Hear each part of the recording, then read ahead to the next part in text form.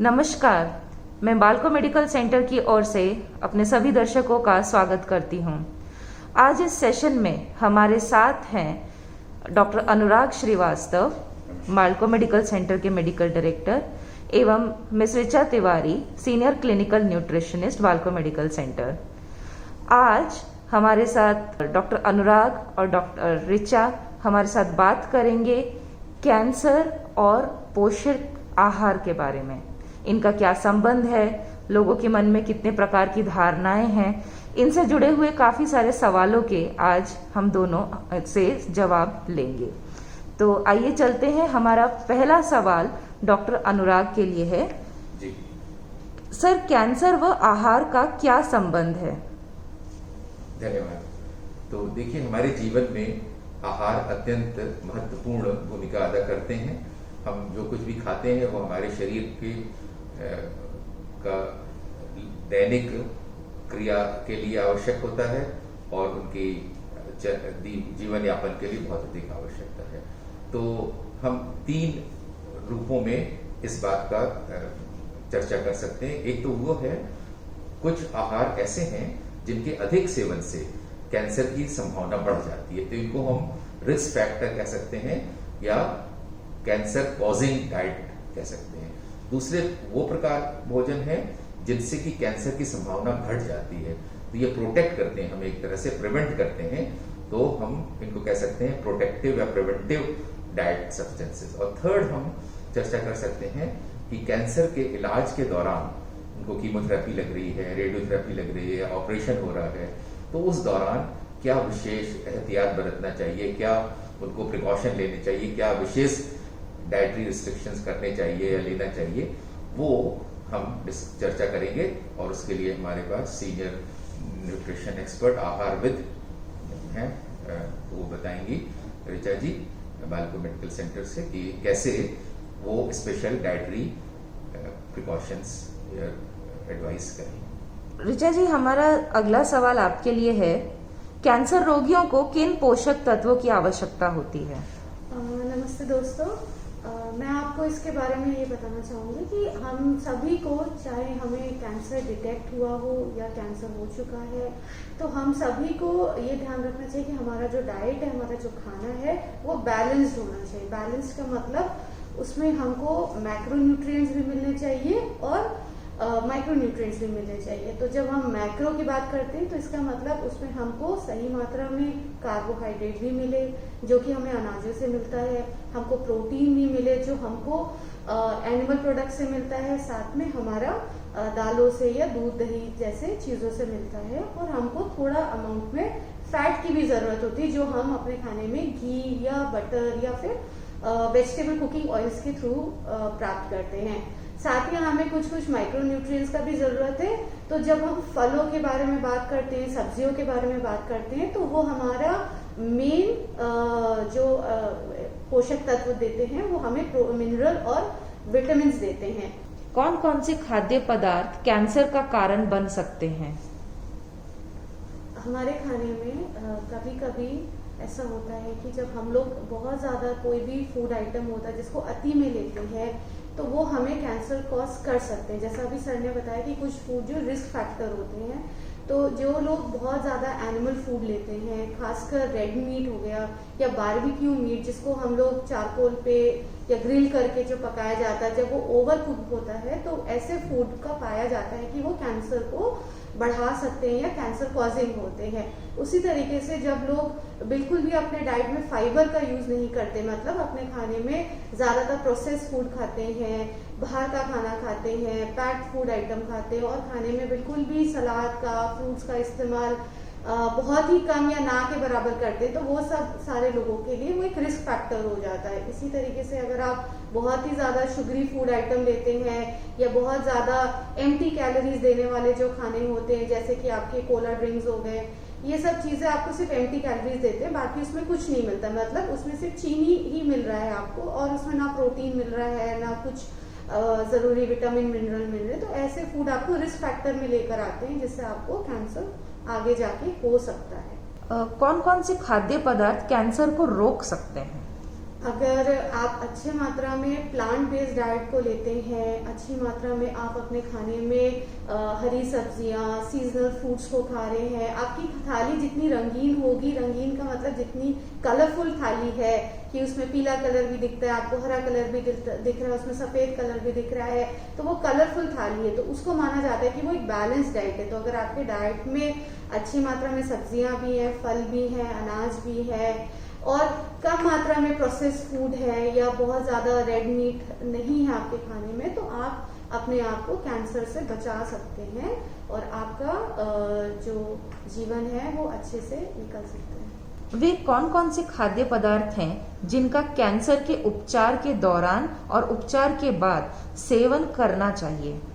जब हमारे पास patient OPTs में आते हैं और वो हमसे पूछते हैं कि हमें ट्रीटमेंट के टाइम पे क्या खाना है, तो मेरी सलाह उनको हमेशा ये रहती है कि जब उनका ट्रीटमेंट स्टार्ट होता है तो जनरली उनको उतने साइड इफेक्ट नहीं होते हैं इनिशियल डेज में, तो आप वैसे ही वेल बैलेंस डाइट खाइए जैसे आप खा रहे थे, मतलब सब चीजें अपने डाइट में रखें। बट ड्यूरिंग द ट्रीटमेंट कभी कभी हमें बहुत सारे मतलब साइड इफेक्ट होते हैं, जैसे कीमोथेरेपी के साइड इफेक्ट होते हैं, तो लोगों को लूज मोशन हो जाता है या उनको खाना अच्छा नहीं लगता, खाने से स्मेल आने लगता है, तो हम उनको सजेस्ट करते हैं कि खाने को थोड़ा लाइट रखिए, थोड़ा सेमी सॉलिड टाइप का खाना रखिए, लिक्विड्स को ज्यादा मात्रा में रखिए और सिर्फ एक टाइप के भोजन पे निर्भर मत रहिए। जैसे हमारे पास जो पेशेंट आते हैं वो हमको ये बताते हैं कि वो बस खिचड़ी दलिया खा रहे हैं, तो खिचड़ी दलिया खाना कोई बुरी बात नहीं है, लेकिन उससे आपको सारे जो न्यूट्रिशन है वो आपका कंप्लीट नहीं होता, मतलब सारे पोषण तत्व आपको मिल नहीं रहे हैं। तो उस खिचड़ी में आपको घी भी यूज करना है, उसके साथ अगर आप दही यूज करते हैं तो आप थोड़ा प्रोटीन भी ले लेते हैं। अगर आप वो खिचड़ी बनाते समय उसमें जो सब्जियां जो आप नॉर्मली नहीं खा पा रहे और उसको डाल के बनाते हैं तो वो आपका खिचड़ी भी आपका एक कंप्लीट डाइट हो सकता है। साथ में ही अगर आप कोई लिक्विड फूड आइटम भी उसके साथ लेते हैं, जैसे कि स्मूदीज हो गया, फ्रूट शेक्स हो गए, या आप जूसेस ले लें या सूप कह सकते हैं जैसे सर बता रहे हैं, तो ये सब आपके डाइट को पूरा करते हैं और इस तरीके से आप अपने ट्रीटमेंट को अच्छे से निकाल सकते हैं। जब यही ट्रीटमेंट आपके कंप्लीट हो जाते हैं तो धीरे धीरे ये साइड इफेक्ट आपके कम होने लगते हैं और आप अपना back to normal healthy diet पर आ सकते हैं। तो ये चीजों का ध्यान हमको रखना है। ड्यूरिंग द ट्रीटमेंट हमको ये भी ध्यान रखना है कि बहुत ज्यादा कच्चे फूड आइटम नहीं खाने हैं, या जो अनकुक्ड मीट होता है, या अंडा अगर ठीक से बॉईल ना हो और वो थोड़ा हाफ बॉइल्ड टाइप का रह जाता है तो ऐसी चीजों से बचना है। लेफ्ट ओवर फूड्स को नहीं खाना है। हमारे यहाँ ऐसा प्रथा चलती आ रही है कि खाना एक बार बन गया तो उसको फेंकना नहीं है, उसी को खाना है। तो अगर आप वो स्टोर कर रहे हैं फूड को तो वो रेफ्रिजरेटर में स्टोर होना चाहिए, खुला नहीं होना चाहिए। कोई भी खाना जो 2 घंटे से ज्यादा आपके यहाँ बाहर पड़ा है, रखा हुआ है, तो वो खाना मत खाएं। कोई भी जिन पेशेंट्स को कैंसर पता चला है वो उसका ट्रीटमेंट करा रहे हैं, ऐसे ही जब भी आप फलों को खा रहे हैं तो उसको अच्छी देर नमक के पानी में थोड़ी देर उसको छोड़ दीजिए तो उसके पेस्टिसाइड्स वगैरह कम हो जाते हैं, फिर आप उसको काट के उसको खा सकते हैं या उसका शेक या स्मूदी बना सकते हैं। जो मरीज जब ब्लड कैंसर का ट्रीटमेंट में रहते हैं तो उनको बहुत ज्यादा सीवियर डाइट रिस्ट्रिक्शन करना पड़ जाता है, जिसको हम लोग बोलते हैं कि न्यूट्रोपेनिक डाइट में रहना पड़ता है। ऐसे लोगों को बहुत ध्यान रखना पड़ता है कि जो चीजें जिसमें फर्मेंटेड फूड आइटम्स होते हैं उनसे उनको बचना है। बहुत मुलायम जो फ्रूट्स होते हैं जैसे अंगूर हो गया या ऐसे कट फ्रूट्स हैं उनसे उनको अवॉइड करना है, और जो मोटे छिलकेदार फ्रूट्स हैं उनको सेवन करना है, या जो भी खाना उनके घर में बनता है वो उसको जितनी जल्दी खा लेंगे उतना अच्छा है। सिमिलरली आप नॉन वेजिटेरियन फूड है तो आप अंडा जो है अपने घर में 3 दिन से ज्यादा मत स्टोर करिए। नॉन वेज आपके घर में आ रहा है, अगर चिकन और फिश खाते हैं आप मान लीजिए, तो आप उसको 2 दिन से ज्यादा अपने रेफ्रिजरेटर में भी मत स्टोर करिए। तो इस तरीके से आपको अपना ड्यूरिंग द ट्रीटमेंट आपको अपना खाने का संबंधित ध्यान रखना है, और खाने के जब आपका ट्रीटमेंट कंप्लीट हो जाए तो धीरे धीरे करके आप बैक टू नॉर्मल डाइट पर आ जाते हैं। मैडम, कोई ऐसा खाद्य विशेष है जो कि कैंसर ट्रीटमेंट के दौरान हमें उससे बचना चाहिए? हाँ, जैसे मैंने अभी बताया कि जो जिनको ब्लड संबंधित कैंसर के पता चलता है उनको न्यूट्रोपेनिक डाइट को फॉलो करना है, तो उनको अपना हमेशा ब्लड काउंट देखना चाहिए कि उनका WBC कैसा चल रहा है, क्योंकि WBC अगर अच्छा चलता है तो उनको खाने में ज़्यादा दिक्कत नहीं होती, लेकिन अगर उनका WBC कम रहता है तो उनका ओरल इंटेक काफ़ी कम हो जाता है, उनको वॉमिटिंग जैसा रहता है। साथ ही उनको ये ध्यान रखना है कि वो अच्छी मात्रा में पानी पिए। कोई भी पेशेंट जो कीमोथेरेपी में जा रहे हैं या रेडिएशन में जा रहे हैं, चाहे वो ब्लड कैंसर वाले हों या नॉर्मल सॉलिड ट्यूमर्स वाले पेशेंट हो, सबको अच्छी मात्रा में पानी पीना है ताकि उनकी किडनी फंक्शन सही रहे। किडनी फंक्शन ठीक रहेंगे तो उनको फलों में, सब्जियों में, सूप में, जूसेस में कोई मनाही नहीं होती है। पर आप पानी नहीं पिएंगे और आपके ये सारे जो रिपोर्ट से ये बढ़ जाती हैं तो फिर आपके खाने में रिस्ट्रिक्शन करना पड़ जाता है। तो ये सब चीज़ों को ध्यान रखना है।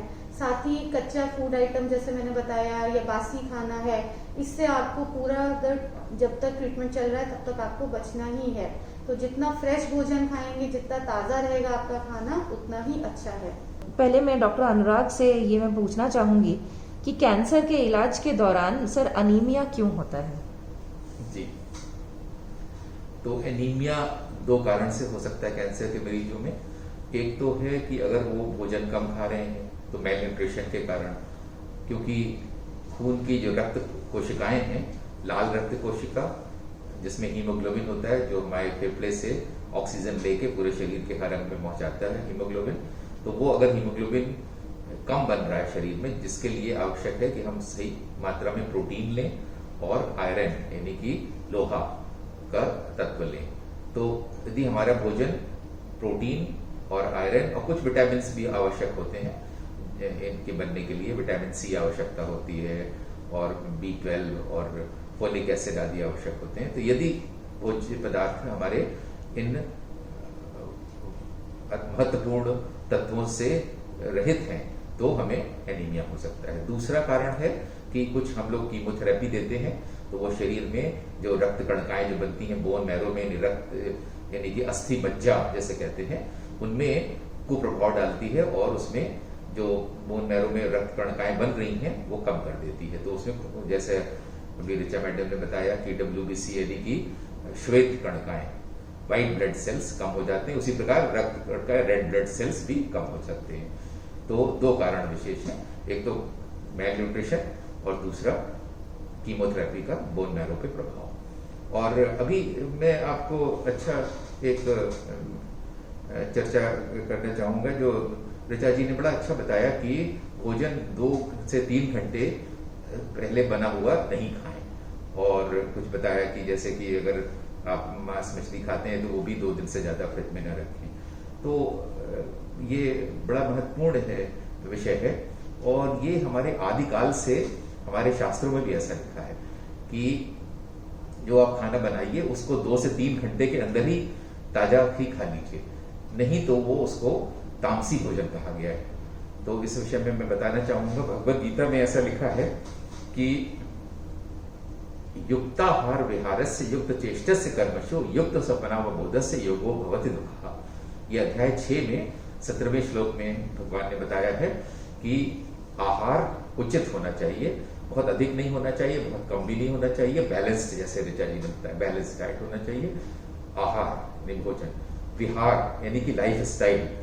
आपने सुना होगा पहले लोग कहते थे early to bed and early to rise makes a man and also a women healthy wealthy and wise. तो वो भी बहुत आवश्यक है, सही मात्रा में हम आहार रहें, विहार रहें, और हमारे कर्म और चेष्टाएं भी अगर बैलेंस रहेंगे तो हम स्वस्थ रहेंगे और योग द्वारा अपने जीवन को सभी बीमारियों से, सिर्फ कैंसर ही क्यों, सभी बीमारियों से मुक्त रख सकते हैं। दूसरा इसी संबंध में आहार के बारे में बताया गया है कि आयु सत्व बलारोग्य सुख प्रीति विवर्धना रस्या स्निग्धा हृदया आहारा सात्विक प्रिया। तो सात्विक भोजन जो लोग करते हैं उनको जैसे रसीले पदार्थ, फल फूल, थोड़ी मात्रा में घी तेल भी आवश्यक है, जैसे ऋचा जी ने बोला, क्योंकि उससे हमारे शरीर में बहुत महत्वपूर्ण केमिकल्स बनते हैं जिनको हार्मोन्स कहते हैं हम। तो उनमें कोलेस्ट्रॉल का मॉलिक्यूल आवश्यक है, जितना ईस्ट्रोजन, प्रोजेस्टेरॉन, प्रेग्नेनोलोन, टेस्टोस्टेरोन, जितने कोलेस्ट्रॉल, ये कॉर्टिसोल, उन सब में कोलेस्ट्रॉल का बेसिक मॉलिक्यूल आवश्यक है। तो बिल्कुल नो फैट डाइट जैसा ठीक नहीं है, स्वास्थ्य के लिए ठीक नहीं है, थोड़ी मात्रा में वो लेना चाहिए फैट भी। तो उससे आयु अच्छी बढ़ती है, सतोगुण अच्छा बढ़ता है, अच्छे वर्चूज, बल यानी कि फिजिकल स्ट्रेंथ बढ़ती है, आरोग्य, आरोग्य माने फ्रीडम फ्रॉम इलनेस, तो वही तो हमें चाहिए, फ्रीडम फ्रॉम इलनेस। प्रीति मतलब love affection among each other, ये सब बढ़ाते हैं। सात्विक भोजन। फिर राजसी भोजन का बारे में बताया, कटु अम्ल लवण अति उष्ण तीक्ष्ण रूक्ष विदाहिना आहारा राजस श्रेष्ठा दुख शोकामय प्रदा। यानी कि कटु माने बहुत कड़वा, अम्ल बहुत एसिडिक, लवण यानी कि नमक। ये 5000 साल पहले हमें ये ज्ञान दिया शास्त्रों ने कि लवण यानी कि सॉल्ट अधिक मात्रा में लेंगे हम तो उससे बीमारियां हो सकती हैं। आज हमें वैज्ञानिक, कार्डियोलॉजिस्ट, कैंसर एक्सपर्ट सब बता रहे हैं कि WHO ने बताया कि 5 ग्राम से ज्यादा यदि आप टेबल सॉल्ट लेंगे 5 ग्राम्स पर डे से ज्यादा तो आपको हार्ट डिजीज का और कैंसर का रिस्क बढ़ता है। तो ये ज्ञान हमें मिला था। लवण अति उष्ण, बहुत गर्म, सिजलर जैसे आपने बोला, तो आजकल बहुत फैशन है बच्चों में और यंग लोगों में, खूब सिजलर, खूब गर्म, एकदम बर्निंग फूड खाएंगे, लेकिन उससे कैंसर हो सकता है। अति उष्ण, तीक्ष्ण, बहुत पंजेंट, ऐसे ही खाएं और पूरा जल जाए। जैसे कि आप मान लीजिए चाट मसाला कुछ खा लें या जलजीरे का पानी पी लें तो पूरा जलन हो जाती है। तो वो सब भोजन से बताया कि दुख होता है, शोक होता है और आमय यानी बीमारियां होती हैं। तो ये ज्ञान हमें था। फिर थर्ड शो के इसी संबंध में, यात यामम गत रसम पोति परिष्यतम च उच्छिष्टमपि चामेध्यम भोजनम तामस प्रियम। यम कहते हैं एक पहर को। तो कहते हैं कि जो शास्त्रों के अनुसार वैदिक साहित्य में 8 पहर हैं पूरे दिन में। तो 2 पहर तो आपने सुना ही होगा, 2 पहर माने दिन का दूसरा पहर, ठीक है। तो अगर एक पहर 3 घंटे का है तो अगर पूरे 24 घंटे को आप 8 से भाग दीजिए तो 3 घंटे का हो गया। तो एक यम यानी पहर 3 घंटे का। तो जिस पहर में भोजन बनाया जाए उसी पहर में खा लिया जाए। तो 2 से 3 घंटे जैसा आपने बताया, बहुत। तो ये शास्त्र के अनुकूल है और हम इसको भूल गए हैं। खूब सिजलर खा रहे हैं, खूब बर्निंग फ्राइड फूड खा रहे हैं, खूब मीट खा रहे हैं, बस बासी खाना खा रहे हैं, फ्रिज में रख दिया, फिर उसको माइक्रोवेव में गर्म कर दिया। तो फ्रिज में रखने में, फ्रीजर में रखने में कुछ तत्व जैसे कि एंटीऑक्सीडेंट्स आदि कम हो जाते हैं। फिर उनको जब पुनः गर्म किया अपने माइक्रोवेव में तो कुछ और तत्व एंटीऑक्सीडेंट्स फिर से भर जाते हैं। तो आपने 2 बार उसका न्यूट्रिटिव वैल्यू कम कर दी। तो ये सब हम अगर ध्यान दें, ताजे फल और सब्जी खाएं, ताजा भोजन करें तो हम स्वस्थ रह सकते हैं।